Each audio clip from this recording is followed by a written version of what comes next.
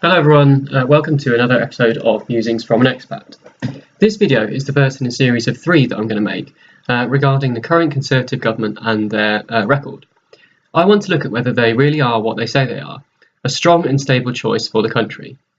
So this video is going to focus on 3 main areas: economic competence, so-called backdoor dealing, and cover-ups. So thank you all for watching, and I hope you find this video informative. So I want to start off by talking about the sale of Royal Mail back in 2014, and I want to read to you directly from a report that I found from the National Audit Office. So Royal Mail's share price increased substantially after the sale, and a number of priority investors have sold their shares at a much higher price than was originally marketed.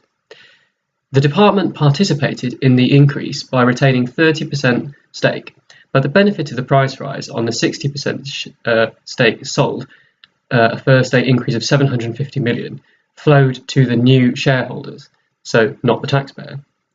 16 of the 17 priority investors bought shares that were allocated larger proportions of their orders than other investors, reflecting the department's expectation that they would form part of a stable, long-term and supportive shareholder base. But almost half of the shares allocated to them had been sold within a few weeks of the initial public offering. So this report goes on to talk about how basically the government prioritised the time limit of the sale over achieving the maximum price, so over getting the best value for the taxpayer.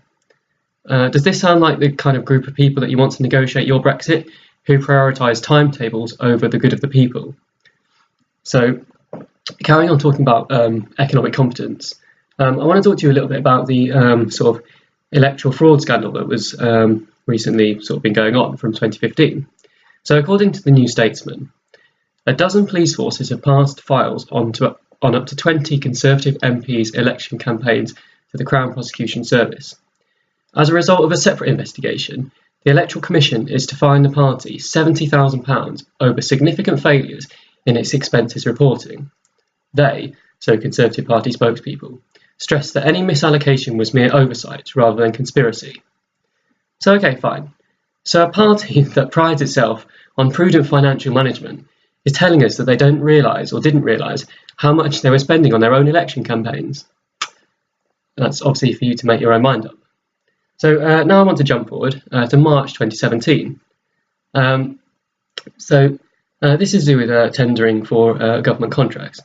So the UK Nuclear Decommissioning Authority is being forced to terminate a contract signed with this group, the Cavendish Floor Partnership, 9 years early because of a significant mismatch between the work that was specified in the contract as tendered in 2012 and awarded in 2014, and the work that actually needs to be done.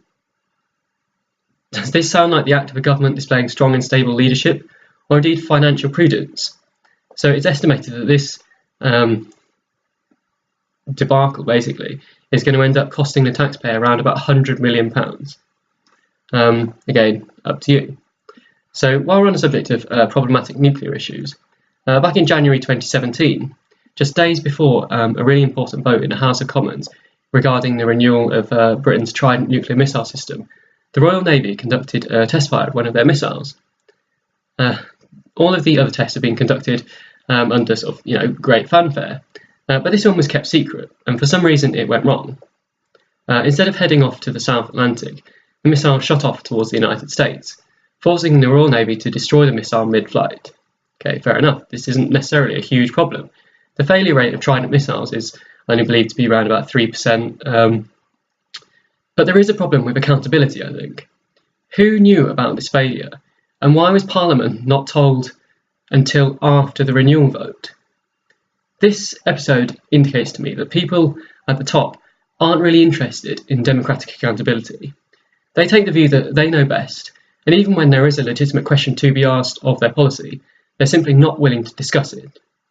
Why do you think that Ms May is currently refusing to debate with other leaders on TV?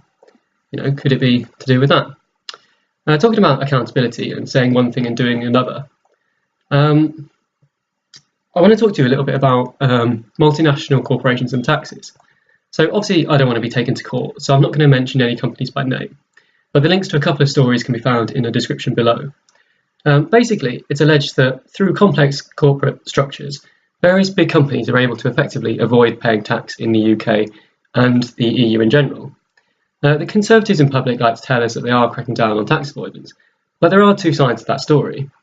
While we should congratulate the government on agreeing to face up to this issue, it is questionable whether they are really actually trying their best to deal with it. So while certain notable companies have indeed paid more taxes in the UK in recent years, the Conservative delegation in Brussels has been aggressively lobbying to prevent sanctions being placed on places like Bermuda, which are well-known tax havens through which many multinational corporations funnel their profits and therefore avoid taxes in the UK and elsewhere. So again, dirty backdoor deals possibly, who knows? So I want to talk a little bit about the so-called sweetheart deal which was offered to Surrey back in March 2017. So it's alleged that Community Secretary Sajid Javid had a disproportionate number of meetings with and has given extra money to leaders from Surrey Council. The leader of Surrey Council is accused of telling local councillors that he reached a gentleman's agreement with Sajid and others to secure extra funding for Surrey Council so that they didn't have to hold a potentially embarrassing referendum. Now, Surrey County Council includes the constituencies of Philip Hammond, for example, who's the Chancellor, and Jeremy Hunt, Health Minister. Allegedly, some of these meetings took place in a car outside Number 10. Does this sound like good democratic accountability? Well, obviously that's up for you to decide. So both the Magnox deal and the Royal Mail debacle indicate that this Conservative government struggle when it comes to negotiating and tendering even relatively simple deals involving just one company. Do you really trust them to negotiate a much more difficult and complicated deal on behalf of the whole country? Do you trust this Conservative government to be open and honest about the deals they're doing with various stakeholders, given their past behaviour regarding tax deals for multinational corporations? And do you trust this Conservative government to keep us, the public, informed of what's really going on, given their record of secrecy regarding the failed nuclear test and the so-called sweetheart deal allegedly reached with Surrey County Council? This is obviously up to you, but please think carefully about who you're going to vote for on June 8th. And as always, thank you for watching. Please like and subscribe. And also, if you have any comments or thoughts on this video, please leave them in the section below. And if you have any ideas for a future video, then please don't hesitate to get in touch. Thank you very much. Bye.